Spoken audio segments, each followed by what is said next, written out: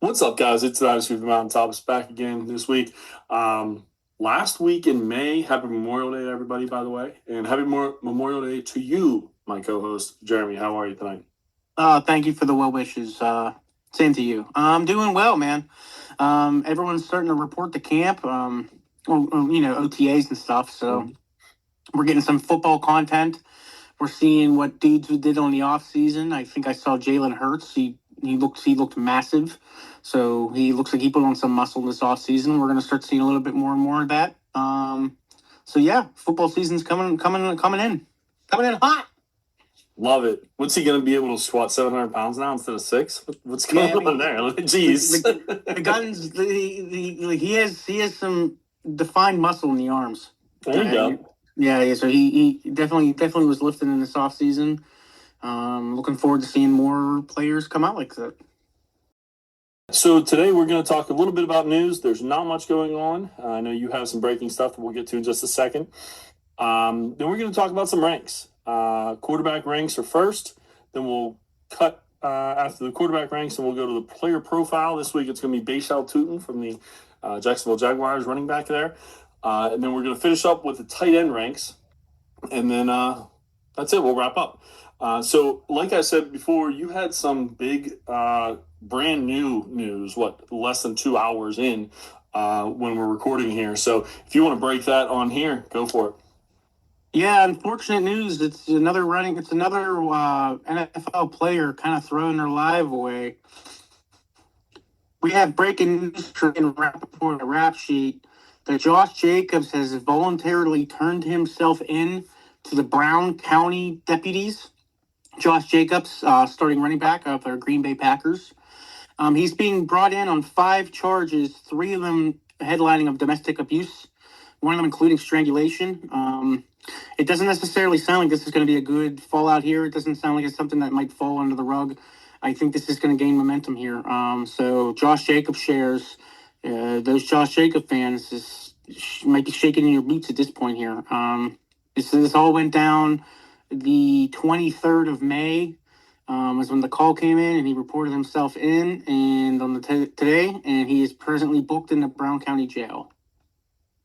Wow, so this is super recent developments here, from May 23rd. Wow, I don't even know how to transition this from a fantasy outlook. Obviously, we hope everything's okay. Immediately, if I got to wear the fantasy hat, which is why our listeners tune in to hear, we can go on a tangent about domestic charges and everything against these football players. Right. It happens a lot, but putting my fantasy hat on immediately here, I'm interested to see what happens to this running back room. They have Marshawn Lloyd, who cannot stay healthy. Going up this flight of stairs, he gets hurt. I don't know how they're going to have that backfield accordingly. They don't have. Go ahead. I'm sorry. No, by all means, go ahead. I was going to say, is this a spot where someone like a Najee Harris falls? Is this a spot where possibly James Conner, who's probably going to get cut from Arizona, falls? Depending on what's going to happen with Josh Jacobs. Those are the kind of names that are the only ones I can think of right now, right? Yeah, great call. Yeah, because pulling up their depth chart, it's not very. They got rid of Emmanuel Wilson, who was the backup. Yeah, he's gone. It's now they signed Pierre Strong out of Cleveland. I mean, he hasn't had too much of a history here. Marshawn Lloyd again. Marshawn Lloyd is a 2024 third-round pick, but he can't stay healthy. His hamstring and ankle have been an issue his entire career. Yeah, and then they got Marshawn Lloyd, and then they got Chris Brooks. He's a physical downhill runner, but again, we're not dealing with a 1-2 headed monster in the backfield. They don't really got much in regards to significant depth at the running back field. So I really like your calls of some of these vets that they could bring in to kind of help spice it up. Yeah, I mean, there's a Trey Benson opportunity possibly, again, from the Cardinals, because they got 4 running backs who people think are actually legitimate, at least in some aspect. The Miami Dolphins, there's an option there. Jalen Wright and Ollie Gordon both down there. So those are 2 kind of intriguing options. But, man, the cupboard's bare. you're hoping if you're a Marshawn Lloyd guy that he's the one who's able to step up and not get hurt, like you said, walking down the stairs or walking up the stairs, whatever you said, which is true. He's hurt all the time. But it brings me to, what are they going to do? Like, is Jayden Reed going to be their running back? I'm kind of tongue in cheek there, but that might be the best option right now on the roster, right? Like, I'm not doubting it, man. Like, it's definitely they passed on running backs in this draft. Like, they had full intentions of riding Josh Jacobs here, and now who knows, man. Yeah, and they also have another guy who's like Jayden Reed. I'm trying to think of his name. Tavion Williams. He's solid, but he's more kick returner. He's in Nashville too. I really do think that they're in trouble. If the league goes forward and suspends him, say 4-6 games, I mean, they're in some serious trouble. I like a lot of the names you said. I think they do have to bring in somebody. Yeah, I think Harris honestly might make the most sense, but Lonnie Vidal might make sense as well now that there's another running back there in the Chargers. But we're just speculating at this point. We have no idea what the actual move could possibly be. These are just the first names that came off of my mind. But this is really intriguing, especially when I just did my rankings, and we're going to be talking about rankings this week and the next 2 weeks. Gonna have to tweak my running back rankings a little bit here, it looks like. So hopefully we hear more about this. I appreciate you bringing this to everyone's attention. I'm sure by the time people hear this, it will be old news. But right now, it's fresh in our minds, and trying to see what we can do to push forward in the dynasty side of things. So, yeah, anything else you wanted to talk about with Jacobs? No, man. I think we're ready to go. We touched on some of the other things in news. 2 signings. Two things about signings. Matthew Stafford and the Rams signed a 1-year, $55 million extension. That is a lot of money for 1 year for Matthew Stafford, but he is the MVP, so I think he's worth it. And then I agree. Yep. And then Jacoby Brissett for the Cardinals is not close on a deal, which is why Carson Beck starts to rise in my rankings every week. I love the call, man. Those who drafted him, those who had the drafts already and drafted him, you're sitting pretty here. You could potentially be sitting on the week 1 starter, because I can't see this Jacoby Brissett working in his favor. Especially if Carson Beck continues to play the way he is in OTAs. I know he's turning some heads, and he's looking pretty decent. Building a rapport already with some players because Brissett's not there. Yeah, and Brissett had a great second half of the year. Don't get me wrong. But they're not going to break their back to sign Jacoby Brissett, especially when they have a veteran in Gardner Minshew who could start the year and let Carson kind of come in. They drafted him in the 3rd round, see what he has next year. If you stink, next year there's a big crop of talent. I think this is the perfect year for those kind of quarterbacks that you're not sure if you're going to be able to do anything. See what they got, right? I think that's going to happen anyway. But now, with Jacoby Brissett fighting for money, which to each his own, definitely fight for your money if you can, especially off the season that he had. But just the name's not going to turn heads, right? Like Jacoby Brissett, he's a good quarterback. It's just you typically a backup. He's trying to get real money, and I don't know if that's going to ever happen. But yeah, I would be looking into Gardner Minshew. I would be definitely looking into Carson Beck if you haven't had your draft yet. I would buy him or get him a little bit earlier than even people are talking about now. So he's slowly moving up my board on the rookies for sure. Matthew Stafford, I'll let you talk about him for a second because I know he's one of your favorite players. Yeah, he's probably one of my favorite quarterbacks in the league. He always has been. He's a humble dude that can throw the ball, and he's a gunslinger. He's been consistently decent each and every year. He's a Super Bowl champion. In my opinion, first ballot Hall of Famer. So $55 million is nothing, especially when you have a game plan. It sounds as if that McVay does with drafting Ty Simpson, having Stafford here for another year or so. I think this is now actually 2 years. I think he had a year left on his deal, and this is an extension. So now this is a 2-year commitment to Matthew Stafford. So wheels up. I'm a big fan of Matthew Stafford. Our listeners know that, and I'm happy for him. Yeah, and this is a good thing if it is the 2 years, which I didn't realize that. Thank you for bringing that to our attention. This is a great thing for Ty Simpson too, because it gives you more time with McVay and Stafford grooming you to be the next guy, in my opinion. Yes. So that's another good thing. I didn't think it was only going to be a year that he was going to, and then have to take the reins, and he was going to be able to succeed. I was a little bit worried about that because he hasn't had many games. He looked bad the second half of the year. But for Matthew Stafford, this is awesome. They are one of the perennial favorites every single year for the Super Bowl, it seems like right now, the last few years. So I think they're the number one favorite right now for the Super Bowl odds, I believe. They might be 1 or 2, something like that. So he might be going to get his second chip. And then, yeah, I 100% agree with you. The current MVP will be an HOF very shortly. So that was about the only news we had. The Jacobs thing was a little bit more than what we anticipated. So we're going to head into the quarterback rankings. Now, these are my rankings. We also have ADP based off of, based off of Dynasty Data Lab.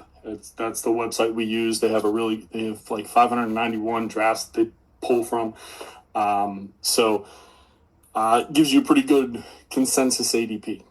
And when I'm doing these rankings, the way I look at it is this is based off of a starter draft.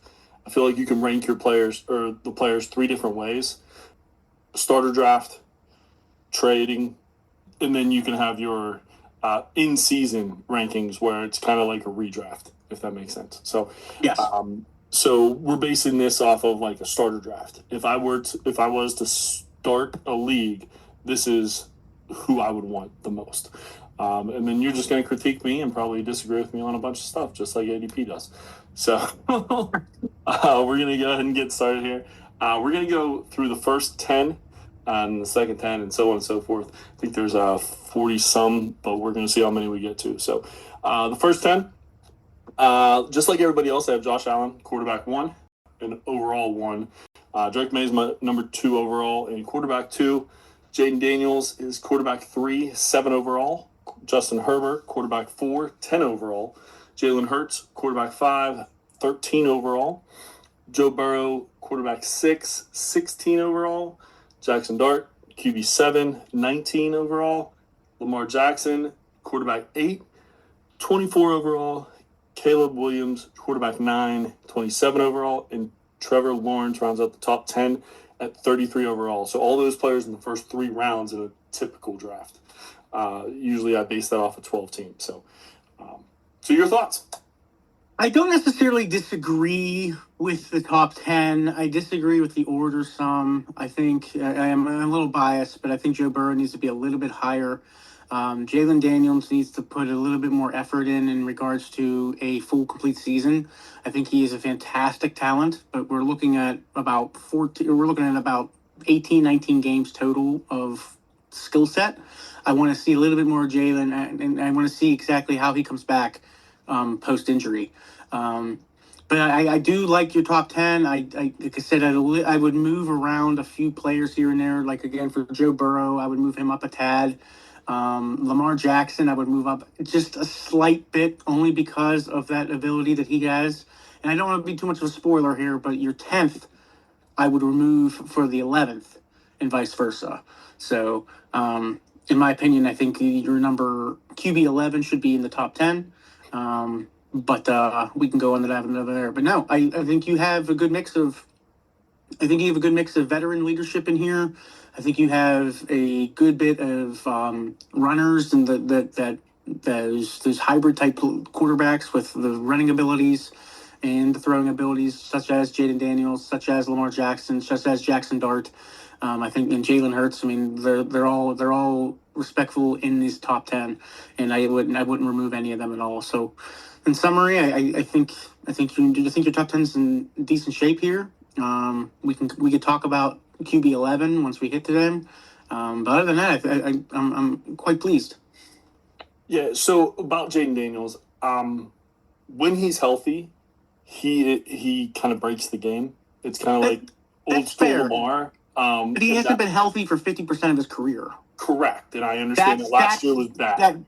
So to me, that rank him third over some of these other quarterbacks who've proven to be winners and proven to be healthy. I think is I just still keep him in my top 10. I just don't know if I'd have him 3. I can understand that 100%. As far as Lamar Jackson, he's getting older, he's getting slower, he's not running as much. I'm worried about his arm whenever he doesn't have the threat of his running ability. So he continually is falling for me, and he's probably going to fall really drastically at the end of this season unless we see 4 or 5 years ago Lamar. I'm surprised they even had him at 8, to be honest with you. But his strength in his legs is still there. It's just slowed down a little bit. And the offenses, I mean, I know we're dealing with a completely different coaching scheme now with Harbaugh gone. But the offense is built around Lamar. Like, there's not many quarterbacks. I mean, I'm going to say half. Half the quarterbacks in this league, the offense is literally built around their skill set. Mm-hmm. And Lamar's one of them. So we'll see what happens with the new coaching system here. And like you said, with the little bit of a downturn, a little spiraling down by Lamar. But we'll see where it goes. And my question to you, so would you put Joe Burrow ahead of Hurts and Herbert, probably Daniels as well? Or would you put him ahead of Daniels and maybe one of those other 2 guys? What were your thoughts? Because my ranking overall is kind of right with ADP. It's just I have more quarterbacks in the top 15. I'd go Justin Herbert. I'd leave Justin Herbert 4. I'd go with Joe Burrow at 3. 1, I'm a little bit of a fan, and I followed him a lot longer. But 2, his weapons are out of control. Mm-hmm. He has tight end help. He has wide receiver 1, wide receiver 2, wide receiver 3. He has running backs that can catch out of the backfield. So, I like his weapons a lot. I'd move Daniels down slightly. I would move Daniels. Let's say I'd go Joe Burrow 3, Justin Herbert 4, Jalen Hurts 5, Jayden Daniels 6. So let's just rotate Burrow and Daniels, and I'd be okay with that. I think Hurts. Yeah, I think Hurts belongs to be ahead of Daniels just because of the sample size that we've had, and he's a Super Bowl champion.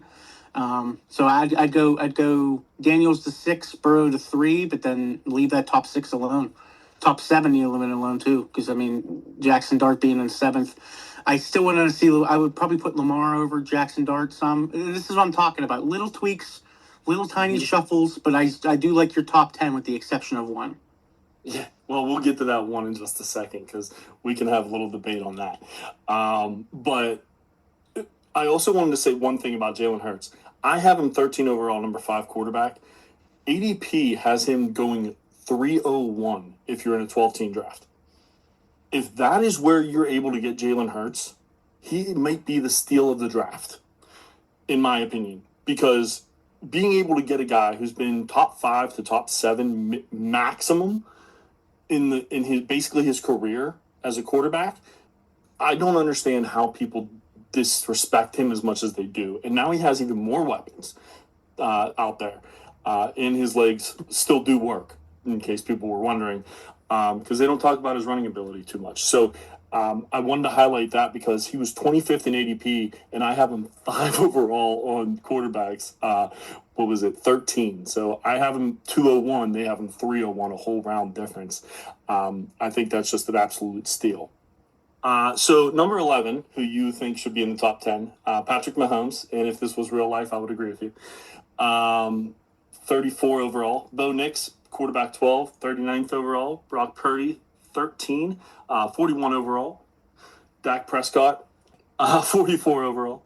Fernando Mendoza, the rookie, quarterback 15, 55 overall. Kyler Murray, quarterback 16, 57 overall.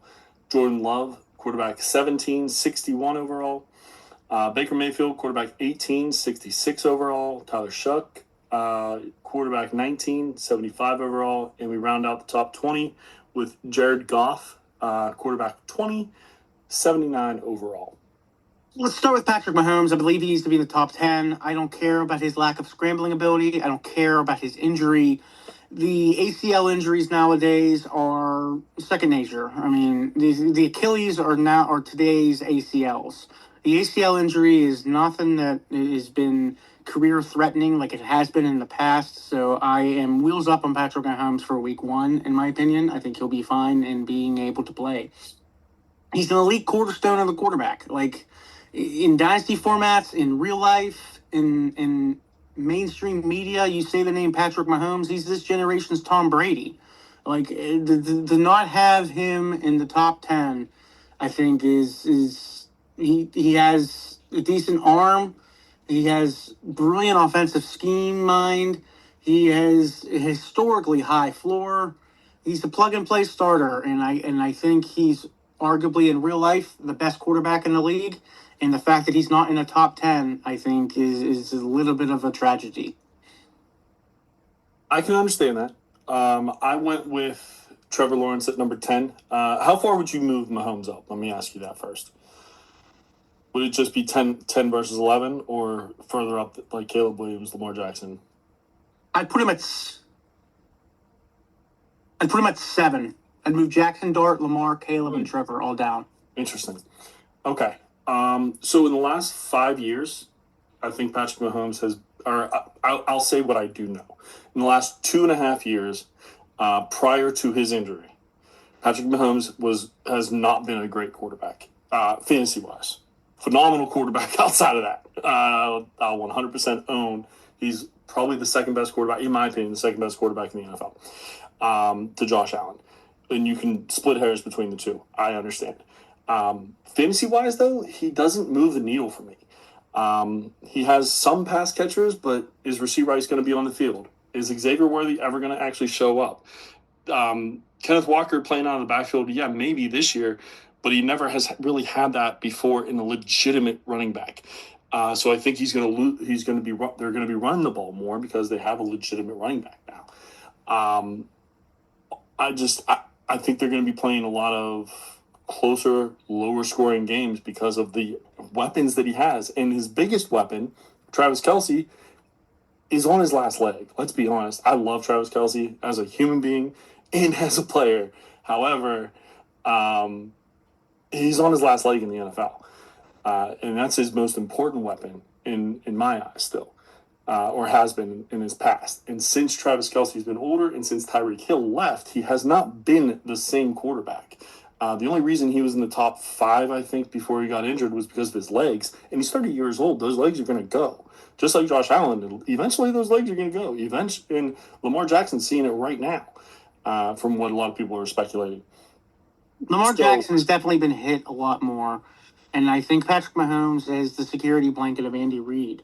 Is even if his rushing numbers dip or his wide receivers are in transition, if you will, Andy Reid's scheme ensures Mahomes to remain a high-end QB1, in my opinion. I do hear what you're saying, and I would probably go a little bit more south on the rankings of Patrick Mahomes in a redraft. But this is dynasty. I cannot think of a more secure quarterback in any position, or I cannot think of a more secure player in any position than Patrick Mahomes at the quarterback role. I just think he is the highest baseline in regards to security for the job, and he is just that. He's that mode where he's going to be like the Matthew Stafford, which he's going to be playing into his 40s, and I think it's evident. And if I'm going on the dynasty aspect of that, I want somebody who's going to not necessarily give me any type of issues or grief. Patrick Mahomes, you're right, he's not necessarily a top 5 in scoring, but bet your bottom dollar if you got Patrick Mahomes, you're not worried about your quarterback position at all. No, and I can understand that, and I can respect that fact. I'm looking at the other things I was looking at was younger and in the mobility as well. Those were the other 2 factors. But I've always been kind of down on Mahomes when it comes to fantasy-wise because I think he's a great quarterback. But since Tyreek Hill's left, he has not had those fantasy numbers. And I haven't seen them, at least. So we can agree to disagree, but the reason I have Trevor Lawrence at 10 and not Patrick Mahomes is really one reason. He had 1 year with Liam Cohen, and that was his best year. What is he going to do going from the second year with this same offensive coordinator who made Baker Mayfield look like an MVP 2 years ago for most of his year? So that's what I'm really intrigued by is Liam Cohen and Trevor Lawrence being able to work together with all the weapons that they have, which we'll talk about for Bhayshul Tuten as well. that's why I was intrigued, because Trevor Lawrence has finally started to come through. Don't forget, he's a #1 draft pick. He was a darling of the media his freshman year in college when he won the national championship. So it's not like this guy doesn't have the pedigree to be who everyone thought was going to be the next coming. I think we're starting to see that now with Liam Cohen, and I think he's just going to move up the board, to be honest with you. So that's why I have him in the top 10. Are you wanting to move on to another one on the top 20 here? No, I don't necessarily have another one that I want to move on to. I think your rankings of the top 11, I think your rankings through 11 through 20 are more accurate than your rankings of 1 through 10. I had a little bit of tweaking to do in the 1 through 10. I kind of like where you're at here. I take Mendoza over some of these other quarterbacks. I know our listeners know that I despise putting rookies on these types of lists ahead of professionals that have it, but hey, it happens. It's been done in the mainstream media, and it works. Like, I can't say anything because players on these types of lists before they're drafted, that you'll get me on a soapbox. After they're drafted, we have a coach, we have a scheme, we have an offensive line, we know who his weapons are. So let's rank him here. And again, you have him above a Kyler Murray, you have him above a Jordan Love, a Baker Mayfield, Tyler SHOUGH, and Jared Goff. And I can't disagree with any of that. And then you have Dak, Brock, Bo, and Mahomes ahead of him. And again, we went on our soapbox about Mahomes, but nevertheless, I like where you have Mendoza ranked. QB 15 out of 32. I know we have some injury history. I know we have some age. That's a factor. That's why Matthew Stafford's name hasn't been mentioned yet, and that's why the likes of Jared Goff are kind of down toward the 20s as opposed to where he would have been 5 years ago. But yeah, I like your top 20, or I like your 10 through 20. I really don't have too much more to change to this one. I would maybe Kyler Murray would move down a peg or two. I'm a Kyler Murray fan, but we are really driving blind here on what we're going to expect with Kyler Murray. He has fantastic weapons. So, you know what? No, now that I'm talking it out, I like where he's at because he does have fantastic weapons with TJ Hawk, and then he has arguably one of the better wide receiver 3-core with Addison, JJ, and Juwan Jennings. So I think he has the weapons to be successful here, and they're dying for anything after JJ McCarthy season. Yeah, and they can actually block on offensive line, which helps. But yeah, I figured Kyler Murray was kind of going to be the one that we're not sure if he even has a future, which is true. The thing is that if he hits, he's a top 10 quarterback by far in fantasy that you get at 16, 17, right? And that is an absolute steal in my eyes, especially with where his ADP is, which is 85. I have him at 57. You could probably get him even later. And if, like I said, with you, like you said, with Addison, Jennings, I don't know how long Jennings is there, and Jay Jets, this could be a really fun offense with the people behind him as well. In Aaron Jones and Jordan Mason, his running ability with TJ Hawk, probably going to be better than last year. It can't be much worse. I think he's still a good tight end, so we'll see. Just a lot of weapons out there, and their offensive line can stop people. Not one of the top offensive lines, but it's got to be better than Arizona's. I think it's gonna improve. And I think again, I like Kyler Murray. When I found out when he was going free agency when he was going to test the market before he even got traded to Minnesota, I grabbed him in one of my leagues because I think he's going to be a positive reflection of a change of scenery. I think he's going to do well. Yeah, me and you both.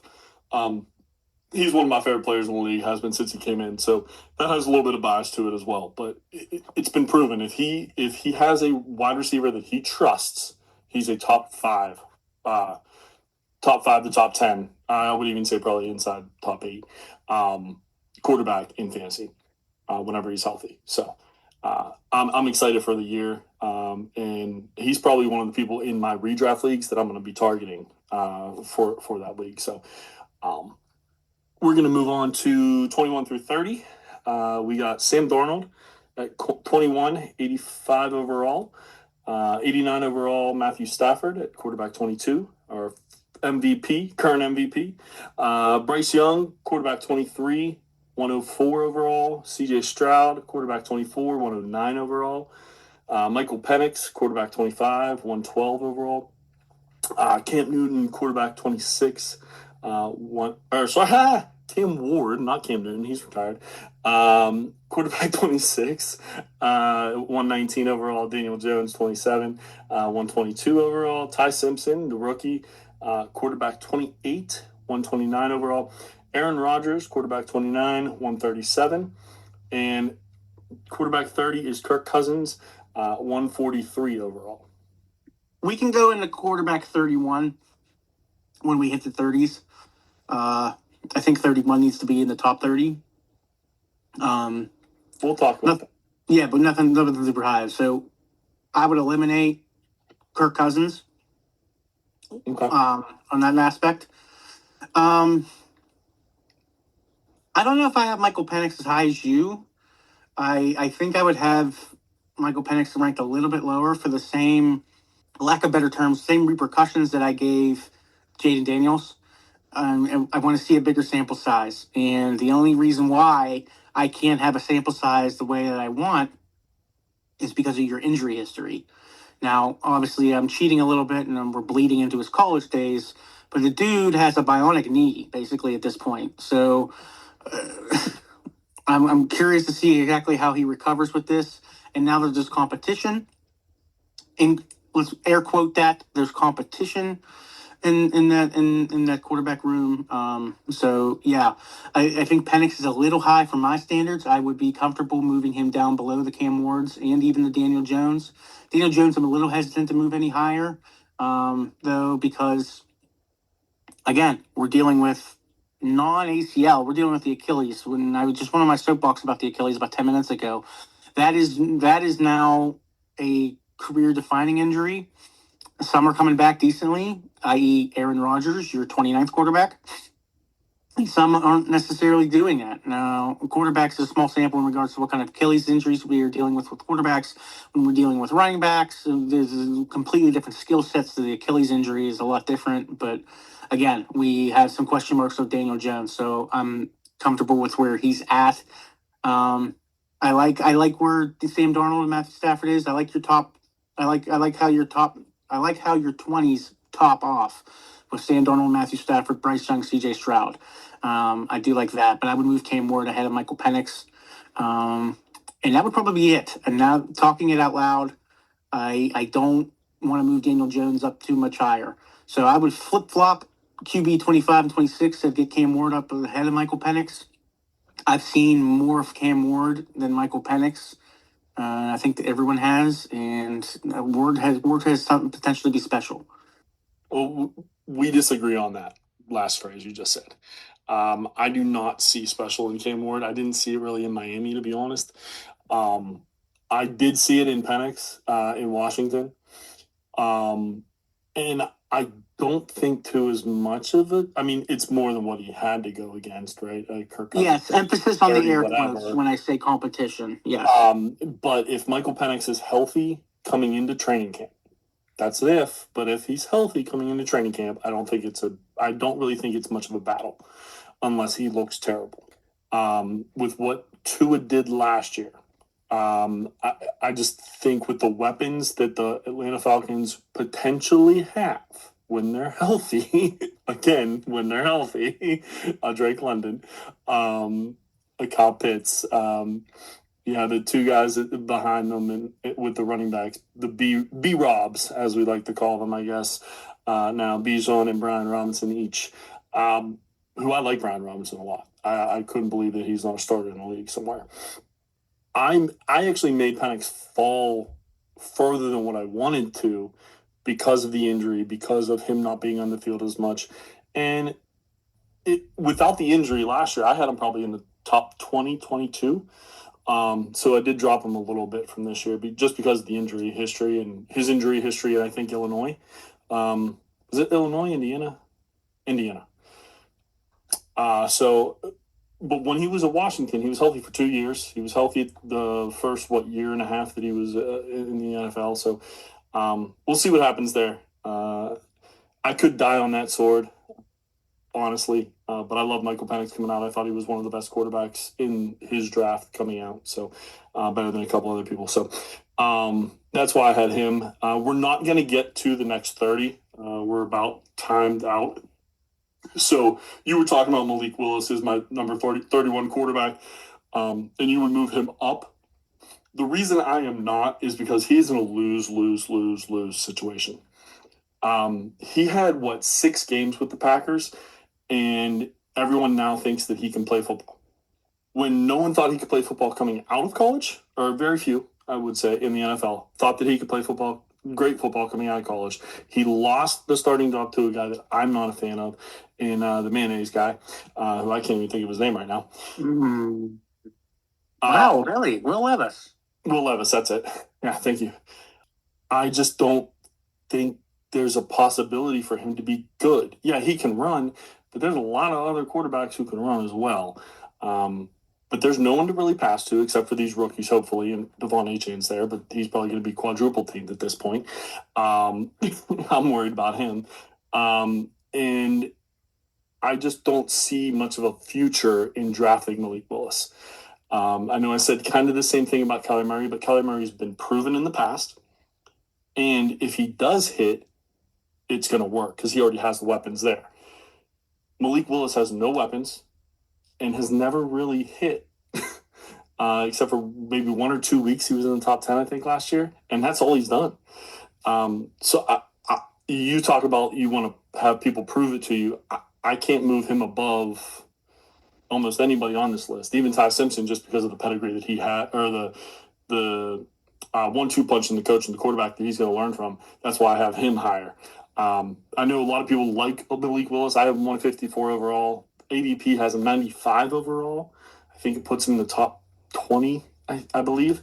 I just can't put him there because I have never seen anything from it. Like I said, maybe a couple weeks with Green Bay, but that's about it. You need more than that, for me, at least. Your thoughts? Sorry. No, I'm kind of torn on this because, again, we're not splitting hairs here. For all the reasons of which you said of negative on Malik Willis, I am in agreement with. That's why he doesn't crack my top 25.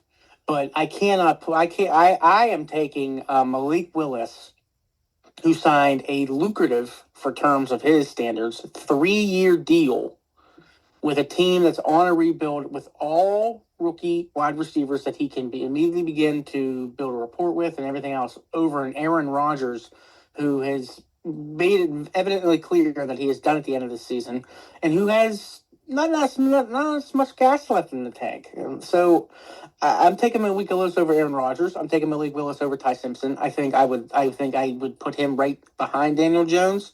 I think that's where I'm at. I would put him at maybe QB 28, where you have Ty Simpson, because again, you're indicating a lack. You're basing it off pure pedigree in regards to Ty Simpson and the coaching staff he's going to have. But he is hoping on a significant injury to Matthew Stafford, which nobody wants that, and a 2-year window now that we're going to have to wait just to even see him play consistent ball. Malik Willis is already going to be 2 years into a contract, building a rapport with the wide receiving core. And he has Greg Dulcich down there, who's been proven to have hands as a tight end. I think Malik Willis is a little bit more of an opportunity. I think he has a little bit more of a value assessment that needs to be done on yours. And I think he just needs to be and again, I'm not saying that he should be top 15. I'm putting him at 28. Yeah, no, and I can understand the mentality there. I think that Rodgers, Cousins, and Willis have 1 year. If Willis proves it in that year, then Miami doesn't have to go for a quarterback next year in this supposed to be great quarterback class. And that's what I'm basing myself on, my situation on. They drafted 3 young wide receivers. They have Achane, who's only this will be his 4th year in the league, so he's getting a little bit older, but still a great back. This offense, I believe, unless Willis blows people out of the water, they're drafting a quarterback next year. That's why I have him in the 1 year, one and done kind of frame of mind there. And in 1 year, I cannot, in good conscience, put Malik Willis ahead of Aaron Rodgers or Kirk Cousins if they're only playing 1 year. And that's just me loving those two players as they have played in the past, and how they played how Rodgers played last year. I'm hoping that Cousins is able to at least start the year well with the few weapons that they have right now. But we'll see about that. I could understand putting Willis at 30 and behind Cousins, but I can't put him ahead of Rodgers with the weapons that Rodgers has coming in this year, and they're both probably only having 1 year. In my mind, this is a one and done for both of them. So that's why I have them so low.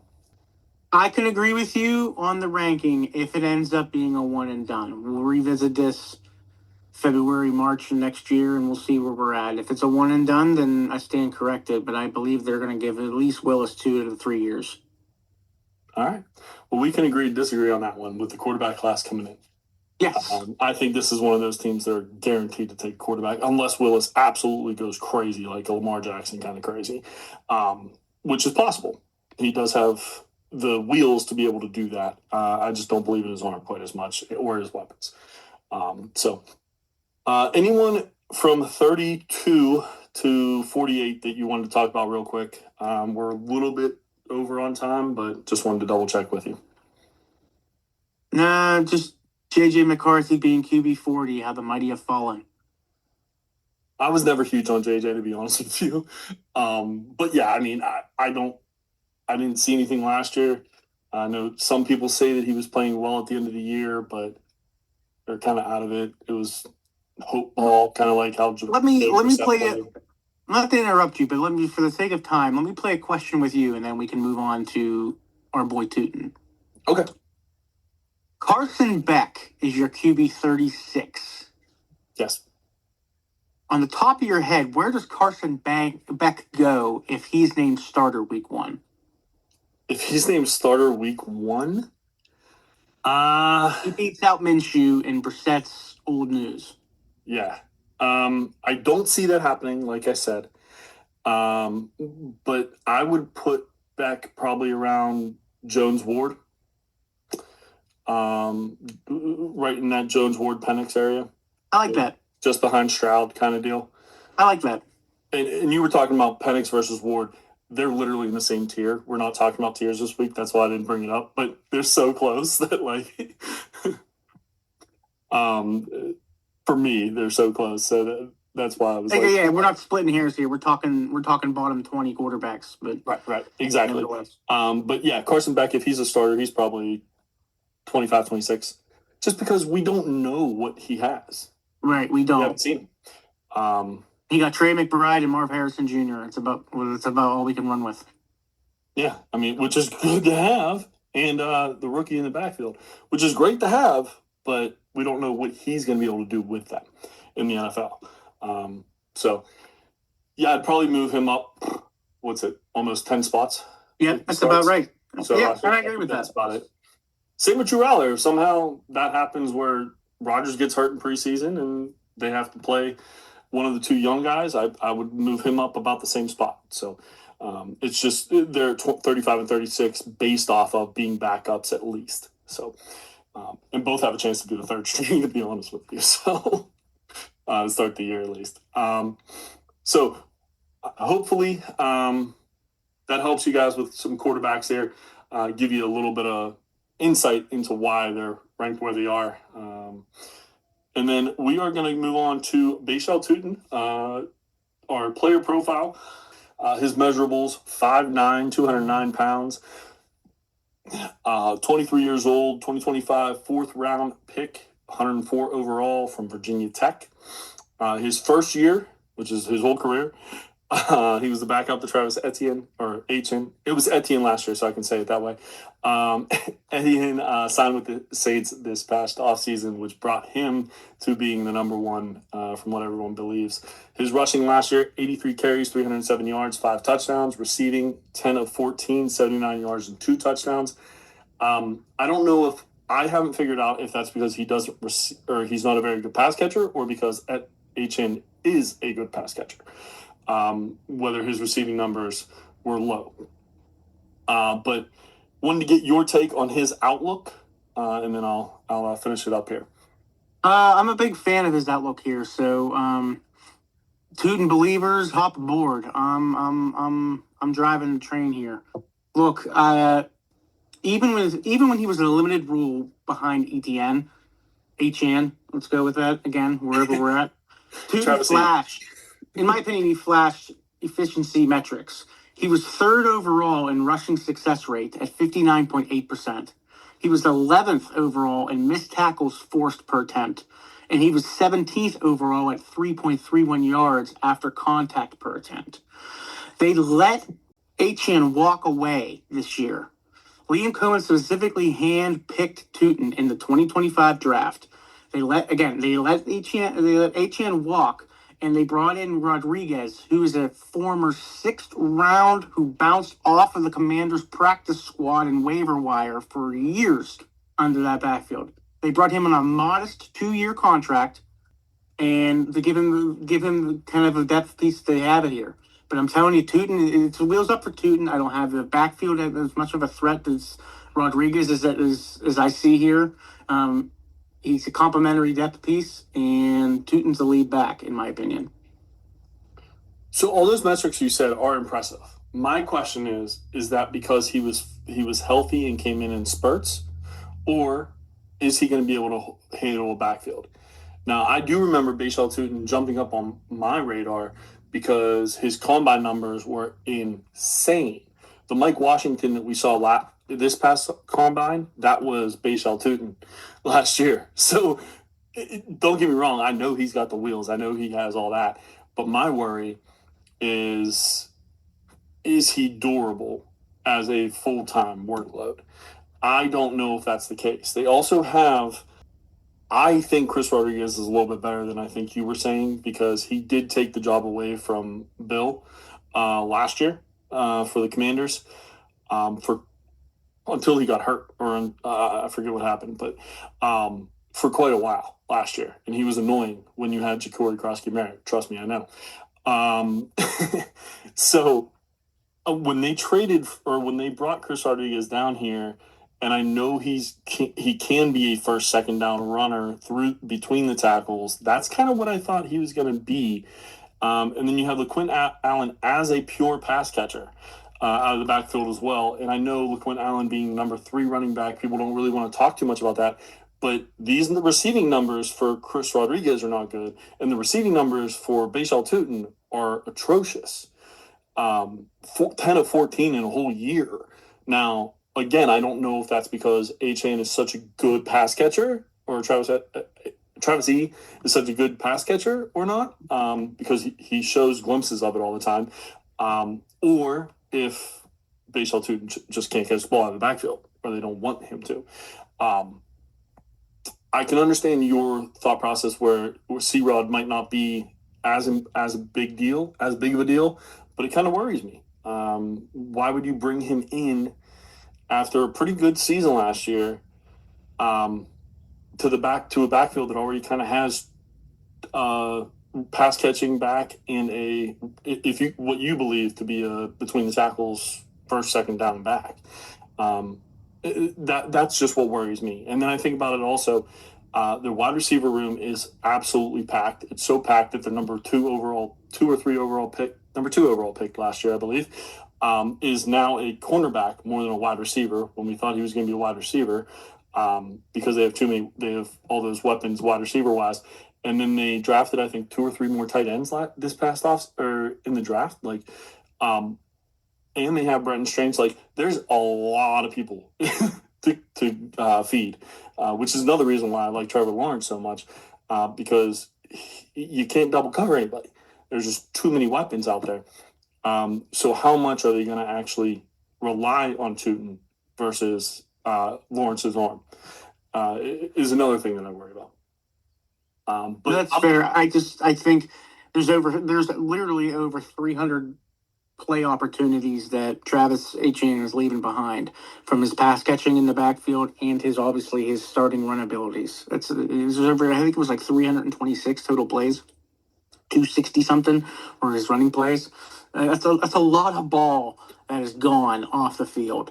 And with them not moving anything in the draft for a running back, I know the class was a rather weak one, but with them not pursuing anything in running back in the draft class and not pursuing anything in the trade market, with the exception of signing Chris Rodriguez, who, in my opinion, is strictly between the tackles grinder. I don't really see him having virtually any pass catching history, let alone impact in this game. I think Tuten necessarily numbers last year were not atrocious. I think they were minimal, and I think it's because of Etienne's catching ability, which we're going to see in New Orleans this year. Yeah, so if that's the case, then I'm completely off base and absolutely wrong. But I think he's the best of both that they have, because again, LaQuinn Allen is a really good pass catcher, but can't run the ball between tackles. Too small. If they had a lot of faith in Allen, they wouldn't be bringing in Chris Rodriguez, and they brought in Abdullah as well out of Vegas. So it tells me that they don't have much confidence in Allen. It tells me that to me, I will be shocked if Tuten is not RB1 for that team. No, I do believe he'll be RB1. I just think that Chris Rodriguez is going to be annoying. And from the numbers that I see receiving wise in his only year in the NFL, 14 attempts for getting or receiving the ball, 10 of 14, great numbers, but it's only 14 attempts in 17 games. That worries me. So I feel like there might need to be a pass catching back on third down. So you take him off those downs, and you also have to have Chris Rodriguez isn't going to be the starter, but he's also going to take time away from Tuten, is what I believe. Because I think they're both going to be first, second down guys. Hopefully Tuten is a better pass catcher than what we saw last year. But again, that's just because we don't know because of Travis Etienne last year. So if he ends up being a better receiver, then yeah, don't worry about the third down. He'll move up my board 100%. And I'll feel a lot better. But the numbers that I've seen so far, I haven't seen that. So it just worries me a little bit. So I can tell we're very different on this. And when we talk about running backs next week, I believe it's next week, we'll definitely probably talk about this gentleman again. I think we can definitely feed into it, but let me just feed you a little bit more stats here that I just pulled up. Mm-hmm. To support my theory that it was Etienne, not Tuten, in regards to the pass game, this is Tuten in college. 2021, 10 receptions, 230 yards. That's 23 per catch. Yeah. 2022, he had 31 receptions for 342 yards and 4 touchdowns. 27 receptions for 239 yards and 2 touchdowns. And then in 24, he had 23 receptions for 81 yards. So he had a career total of 91 receptions for 892 yards and 9 catching touchdowns in college, mostly with Virginia Tech. So I think it's a hidden aspect. I'm not necessarily throwing anybody under the bus that didn't know these numbers because I'm literally Googling them as we speak. Mm-hmm. But I think this is necessarily a hidden aspect of Tuten that not many people are taking into consideration, including myself, because I would probably move him a little bit higher on the board now, knowing that he does have this type of history. Yeah, I mean, I can understand that. Like I said, I didn't really pay attention too much to the Virginia Tech numbers because it's a completely different game, especially ACC to NFL. It's not like you played in the SEC, unfortunately. I'm an ACC fan, but it's not the same. But it does mean he can catch the if he is able to catch the ball. I'm wrong. I'll move him up my board 100%. I just think there's a lot of mouths to feed there, man. But we'll talk about dynasty value real quick, and then we'll move on if that's okay with you. Works for me. Running back 23, tier 7, between Josh Jacobs, well, before today, and Derrick Henry as running back wise, and then 97 overall, tier 14. And this is based off of KTC, Keep Trade Cut, between Malik Willis and Daniel Jones. Also, Jordan Addison's in that realm as well. Average 2026 pick value for a trade is 109 to 201. So if you haven't had your rookie draft yet and are looking to purchase Tuten, that's around what it will cost, is a late first to 201. If you're looking for the future, late first, early second, 2027, which is kind of where I'd be looking at if I had Tuten. If you're trying to acquire him, it would probably take about a late first, early second next year. So just a little bit of more information that we found to be able to give you a little bit more of a dynasty outlook by the numbers, a little bit more there. Do you agree with these numbers, Jeremy, or do you think it's a little too low, too high? No, I agree with these. I like the comparison to Jordan Addison in regards to the 97th overall, tier 14. I like that Jordan Addison type level right now, especially because, again, we are dealing with a smaller sample size due to Achan's dominant last year. So I like him next to Addison. And I absolutely think it's spot on the draft pick wise. The 109, the 201, especially in this class, seeing how some of these drafts that have been a part of already fall. I think as a Tuten owner, if I got a 1-9, I'd be okay with that. And I think as a Tuten buyer, if someone's asking for that 107, 109, 110, I'm all in. Yeah, I think the average pick for this year, I would agree with. I'd be okay giving a late first for Yes. Tuten, and I'm not that high on him, but I'm not high Yes, on this class either. let's make sure it's this year. Yes. Yeah, but the future 2027 late first, if I have Tuten, give me a 2027 first. I'm in. You can have them. I'll wait the year with everybody who's coming out next year. I just think I would probably be looking more towards trading if I'm trying to get Tuten for 2027. Probably a late second would get it done. Or mid-second, I'm sorry, would probably get it done for me. How good the class in 2027 could be. So, but yeah, I mean, right along those lines, like I said, Malik Willis, Derrick Henry, Josh Jacobs. Yeah, let's asterisk this part of the pod here for future reference. Right. All right, so we're going to move on. I think we talked about Tuten quite a bit, so I think we can move on from there. Any last words you wanted to say about him? I know you're much higher on than I am right now, but it could change in the season, like I said. No, that's fine. No, I just keep in mind his college numbers, and be patient with him, be patient with the opportunity that he's been given. Perfect. All right, so we're going to move on to the tight ends. We spent a little bit more time, so we're going to try to go over these a little bit faster. But tight ends aren't as big of a debate topic as quarterbacks are, so we should be able to go through these pretty quick. So first off, I have Trey McBride, tight end 1, 12 overall. Brock Bowers, tight end 2, 15 overall. Colson Loveland, tight end 3, 25 overall. Tyler Warren, tight end 4, 35 overall. Tucker Kraft, tight end 5, 45 overall. I didn't realize I was doing them by fives, apparently. Kyle Pitts, tight end 6, 50 overall. Sam Laporta, tight end 7, 52 overall. Kenyon Sadiq, tight end 8, 67 overall. Harold Fannin, tight end 9, 71 overall. And Isaiah Likely rounds out the top 10, 80 overall. Okay, so I went ahead and I was looking this over a little bit just for the sake of time, so I can answer this question a lot less winded and a lot more quicker. I'm moving Kyle Pitts up 1 and Tucker Kraft down 1. Just coming off of injury and seeing Kyle Pitts come off one of his best years. I know we're splitting hairs, but when it comes to being top 5 versus top 6, I think Kyle Pitts deserves a top 5 spot. And I think I would switch out Kenyon Sadiq. He's as high as I am on Sadiq, but our listeners last week know I'm just as high on Isaiah Likely. So I would switch Sadiq and Isaiah Likely at the 8 and 10 spots. I think Sadiq is a superior talent, and we all know how high I am on Sadiq, but we are dealing with Garrett Wilson mouth to feed. Mason Taylor's still a thing there, and Geno Smith is our quarterback. So until we see what Geno Smith can do with the Jets again, I want to see. I can't rank Sadiq that high at the top 8. So I would switch Sadiq and Likely, and I would switch Kraft and Pitts. Okay, I can understand the Kraft and Pitts. I have no problem with that. They're 5 spots overall apart. They're virtually the same to me. I liked what Kraft did before he got hurt last year. better than almost anybody in the NFL except for maybe Trey McBride last year. He was absolutely insane on that team.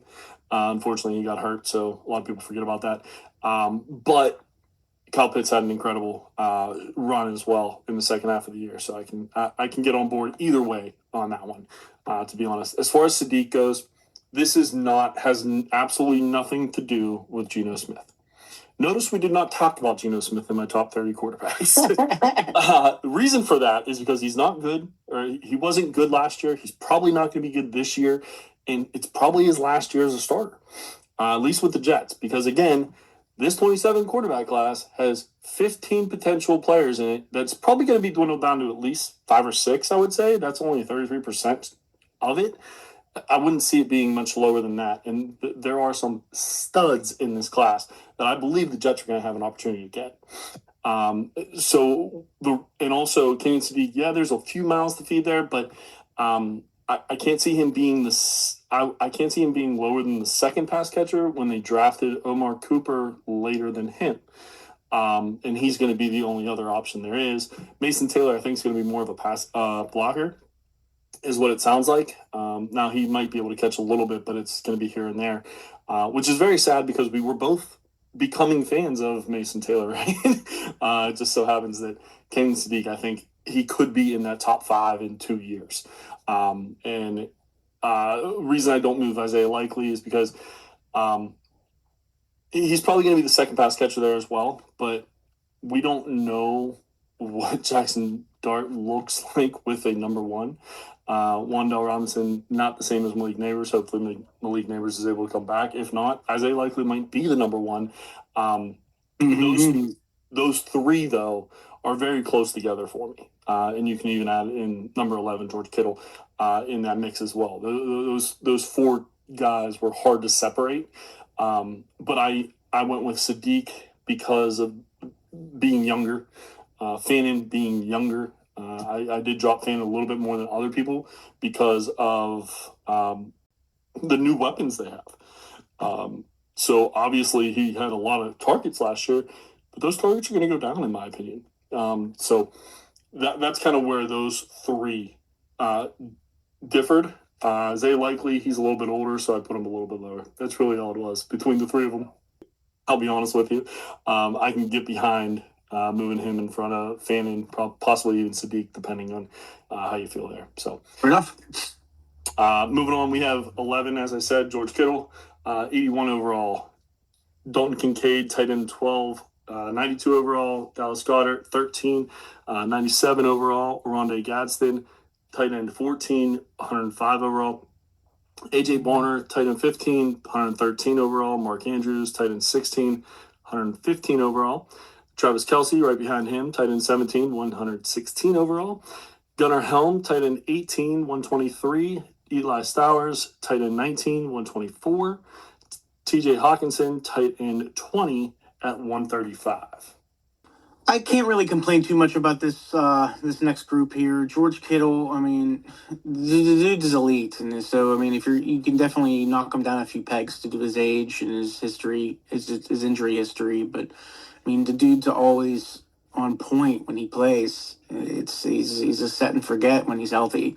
So I mean, it's hard to not have him go lower. In my opinion, I don't think he should go lower. I'm moving up AJ Barner a little bit. It's not necessarily Barner's opportunity because I think Barner is going to be the dog still. I'm not worried about Aurora, but I think Gadsden's stock takes a hit. We didn't talk about him yet because of the overall rankings, which again, I'm not necessarily saying this guy belongs this high, but David Njoku is going to vulture a lot of what Gadsden was able to accomplish last year. Njoku is a red zone thief. And so, I mean, we're talking against any other weapons of that LA Chargers, man. Look out, because Njoku could make some serious noise with Justin Herbert. But so I would move Barner up a little bit. Gunnar Helm, I also would move up a tiny bit as well. So I'm moving down the little older gentleman of Mark Andrews and Travis Kelce without hesitation, including Dallas Goedert too. I'd move him down maybe a peg, but I'm moving Gadsden down, Barner up a little bit. Gunnar Helm a little bit, because I think Gunnar Helm is going to take over a lot of what Chig was able to do in Tennessee. And Cam Ward favored his tight ends in college, and Cam Ward was really starting to build in relationship with Helm toward the end of the season there. So I think Helm's in pace for some targets. I can understand the Gunnar Helm. My whole problem was it was Travis Kelce and Mark Andrews. That's hard to do when you haven't really seen it yet. For me personally, in a Rondé Gadsden moving down, I couldn't move him down any further. Before David Njoku was on this roster, I had him with Kyle Pitts and Sam Laporta. So that is a drastic drop that I already had. I couldn't put him behind anybody else, if that makes sense. That was like a 7-8 spot drop that I already had to do. So I can understand downgrading. I feel you. I see what you're saying. But moving him from 6 or 7, 8, sorry about that, 6 to 8, or down to 14, I felt was good enough, especially when I don't think David Njoku is going to be there very long, and this is dynasty. So AJ Barner, I am worried about Elijah Arroyo because I liked Elijah Arroyo. You talked about Cam Ward throwing to his tight end. Guess who his tight end was in Miami? Elijah Arroyo. So I do like him. Unfortunately, he is the backup right now. I don't know how long it's going to last. AJ Barner had a decent year last year, but I just couldn't put him any higher. Dallas Goedert and Eli Stowers were really difficult for me because I know Eli's taking over for Goddard. I have a feeling Goddard, this is going to be his last year in Philly, but he might end up being the Zach Ertz and find somewhere else to go, right? Because he was the Zach Ertz for Philly. So I couldn't drop him any further, even though if I knew where he was going to be, he'd probably be in the top 10 because he just scores, right? He just produces. But those were kind of the reasons that I kept the people where I had them. Travis Kelce at 17, it kills me to do that. I'll be honest with you. But, I mean, the tight end position's getting better and younger. And that's kind of where George Kittle fell as well. If George Kittle was able to play, if we thought George Kittle was definitely going to be able to play at the beginning of this season, he'd probably be in the top 5 to 7 as well. Just because you're right. When he's on the field, he produces, and he's insane. Him and Purdy are absolutely great together. And they need some pass catchers that are going to stay healthy. Because their number 1 and number 2, number 3 as well, are not ever healthy. So, those were the things that I kind of saw. George Kittle at 11, again, I couldn't believe I did that, but these young guys are starting to look pretty good when they start their careers. No, with the talent that he has, there are the negativities. I mean, we keep saying it. It's like, when he's on the field. Yeah, but when he's on the field. Like, he does have an injury history here. And Jake Tunders is also stealing some stuff from him as well. So when you're looking at receptions gained and everything like that, I think the 11's a decent spot for him. Yeah, and you brought up Jake Tunders. We're not going to touch on him tonight, but in a redraft or not necessarily redraft, but like in a 1 year, I'm going for like a championship caliber team. Tunders might not be a bad move. Cheap. He's going to get a lot of targets. I don't think Kittle's supposed to play this year since it was so late in the season that he got hurt. I don't know that for a fact or anything. I'm not a doctor. But Tunders to start the year will probably be a pretty nice move until you see what else you have. Yeah, I think I got him in like 3 of my leagues, 3 out of 5. I think I got him just because I know he played well when Kittle was out, and I don't expect Kittle to be back week 1. And who knows? We don't know how much longer Kittle's going to be playing, and Tunders could be the next man up because Kittle, if you know his personality, can do pretty much whatever he wants after football. To be 100% honest, he can be an analyst, he can be a coach, he can be whatever the heck he wants to be. He's just an entertaining guy. So, Tunders is a nice little sleeper that we could pick up for this year and also for the future, possibly. Do you want to go 21 to 30 and then stop? Yeah. All right, so Pat Fryermuth at tight end 21, 139 overall. Jake Ferguson, 22, 142 overall. Cade Otton, tight end 23, 161. Brenton Strange, tight end 24, 164. Chiga Okonkwo, tight end 25, 166. David Njoku, tight end 26, 177. Jawan Johnson, tight end 27, 182. Terrence Ferguson, tight end 28, 184. And then Jatavion Sanders, tight end 29, 189. And Elijah Arroyo, tight end 30, 193. So we're getting into the 200s already, and we're only at the top 30. So you can see the difference between the quarterbacks and the tight ends, obviously. Again, we're splitting hairs, but I think Strange needs to be bumped up above Cade Otton. I think I need to move Chig above Cade Otton as well. Cade Otton is a fine pass catcher. I own him in the league, but I mean, he is going to be a small fish in a big pond. I know they lost Mike Evans, but they have a lot of pass catchers, young pass catchers that Baker knows how to target and will target frequently. Brendan Strange is a solid catching option in Jacksonville. When I think of Jacksonville pass catchers, I do think of Strange. I don't think of Otton when it comes to Tampa Bay. There's just too many mouths. But I do believe Chig is going to do some decent numbers this year with Jaden Daniels as well. I think I like his spot being here. So yeah, I wouldn't change too much about this. Maybe Cade Otton a few spots down. But other than that, I like the way your top 30 rounds. Yeah, I can understand that. And the funny thing is they were 161, 164, and 166. So sure, we can switch them. I'm okay with that. Like, it's a 5-spot difference for three. Correct. Yeah, like I said. I mean, it's so close that I get what you're saying. And I can respect that 100%. If one of those pass catchers goes down for Tampa Bay, Cade Otton becomes important. And that's kind of how his career's been. When Godwin or Evans were hurt, he came in and was produced. But when they were healthy, he was absolutely nothing. He was a joke. You couldn't play him. So at tight end 23, that's what I'm kind of banking on. Being the third or fourth pass catcher at that point for your team. Brenton Strange and Chiga Okonkwo is a good one. He probably should be moved up a little bit.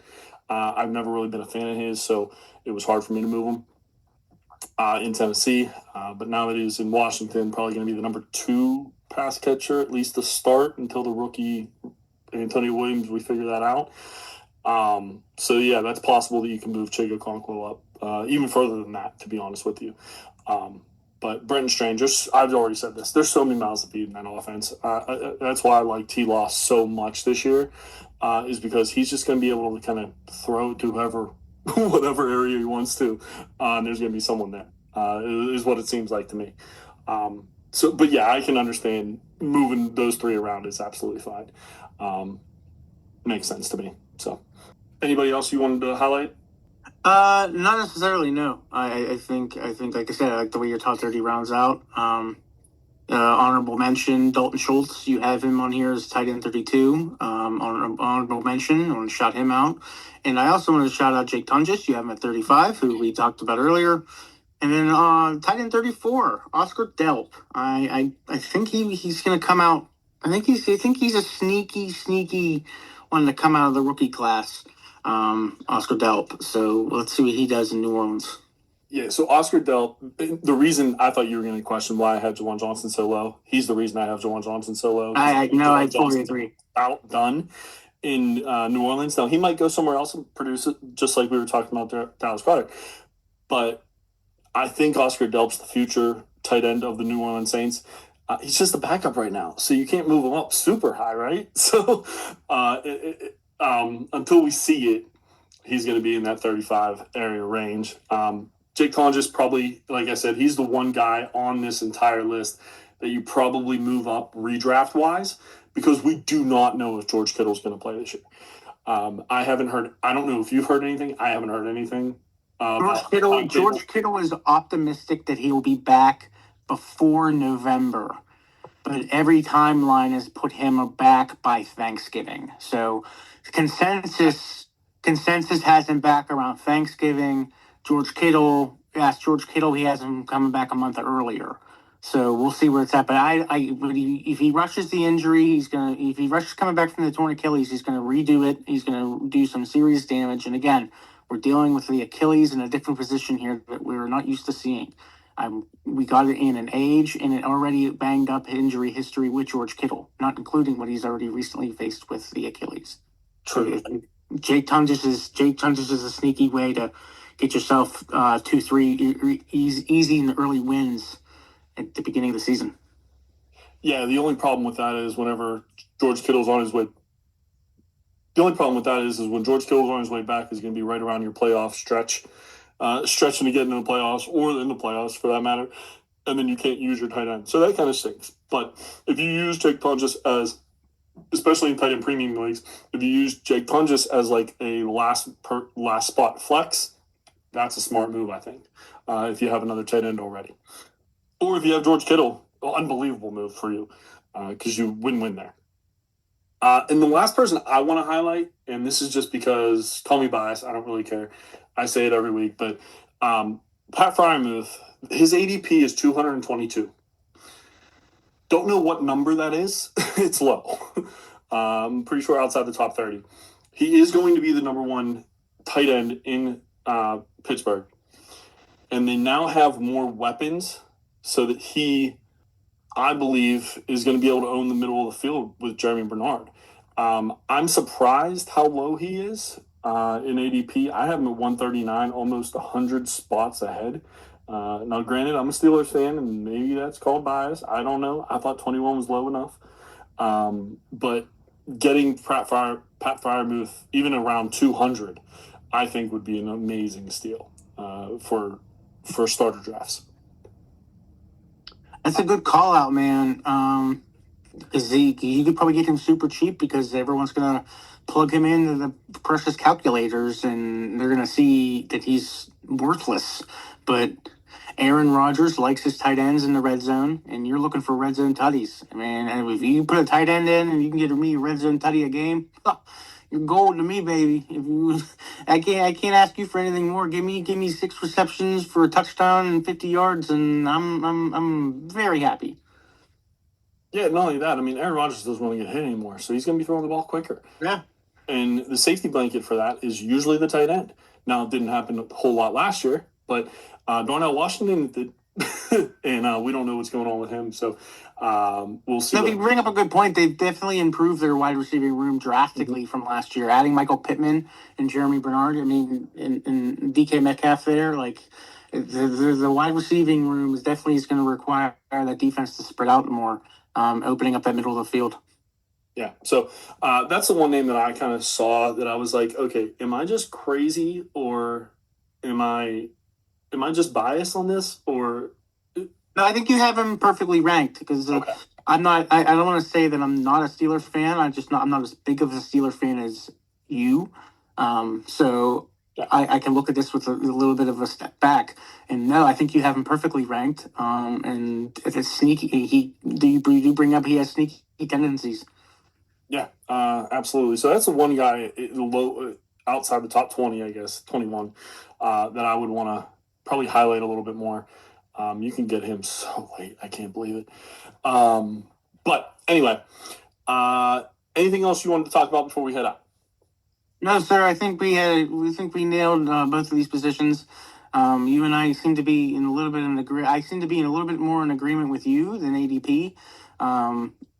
Just a few different hair splits that we've done throughout both of those positions. But other than that, well done on the rankings, and I'm looking forward to next week.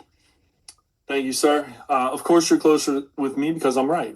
There you go. Just kidding. But next week, we are going to talk about running back ranks. Kind of do the same thing with this, only all running backs next week because there are quite a few that you have to know. And then player profile will be DJ Moore, the new Buffalo Bill. Kind of curious to hear what your thoughts are on DJ Moore for sure.